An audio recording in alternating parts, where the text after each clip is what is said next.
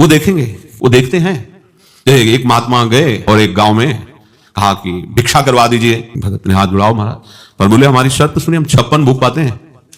अब जिससे 56 भोग कहे तो गांव के किसान गरीब आदमी तो हाथ जोड़ देते, महाराज हम जानते हैं 56 भोग बना क्या पाएंगे, है ही नहीं इतना कुछ, नमक रोटी दाल ये तो पा सकते हो।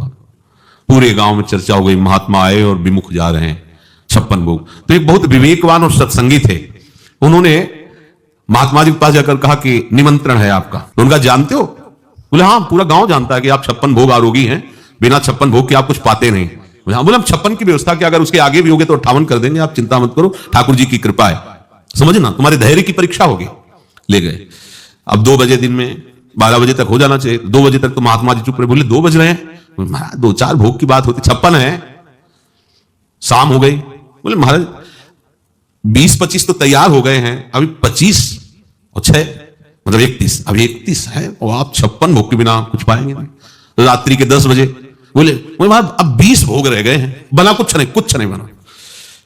अब वो बोले इतनी भूख लगी और तुम?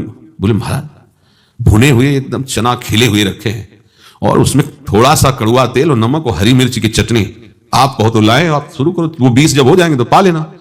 हाँ ठीक बढ़िया है, लाए। वो जोर से चिल्ला के छत में बोले महात्मा 56 भोग का नहीं, वो चना पा रहा है, आप सब आके देख लो गांव के। अब वो महात्मा तुम ऐसी कैसी बात छत में चढ़ के? बोले तुम्हें पता होना चाहिए ये गरीब लोग हैं जिनके पास रोटी भी खाने के लिए और 56 भोग की आप मांग करते हो। आप निष्ठा है आपके अंदर 56 भोग पाने की, भूख नहीं सह पाए चने में आप बिता दिए, आप बैठे रहते कि पाऊंगा तो केवल 56 भोग, तो कुछ भी होता हम तुम्हें 56 भोग पवाते, एक भी नहीं बना है। हम ये देखना चाहते थे वो वास्तविक तुम्हारी निष्ठा है या केवल ऐसे ऊपर ही बोल रहे हो। ये हमारे ठाकुर जी भी देखते हैं, केवल आपका भरोसा नाथ, तो नाथ भी देखते हैं, ऐसी परिस्थिति पैदा कर देते हो, सामने उसको भेज देते, सुनो ऐसा कर सकते? जी जी महाराज। और वो महाराज अंदर से बैठे, हाँ मेरे आश्रित हो, मेरे आश्रित हो तुम, बस ये बात समझते रहना, बहुत सूक्ष्म बात है। बिल्कुल आपका काम बिगड़ गया अगर वो साथ नहीं देगा सामने वाला, तो आपको बिगड़ जाने देना है। बने तो रघुबर ते बने, बिगड़े तो नाथ, अब नहीं किसी से नहीं। बस जहां बिगड़ने की बात आती सेकंड में बन जाएगा। पूरी सृष्टि जानते हो कितने में रची है? कल्प 2 कल्प में नहीं, इतने में, निमिष मात्र में, निमिष पलक झपकने, भगवान की पलक झपकते झपकते ये अनंत ब्रह्मांडों का सृजन हो गया निमिष में।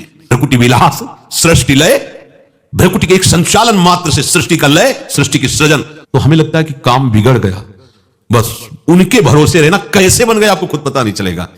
तभी आप आकांक्षा कामना का त्याग कर सकते। एक बार तो आनंद लो शरणागति का, एक बार क्यों?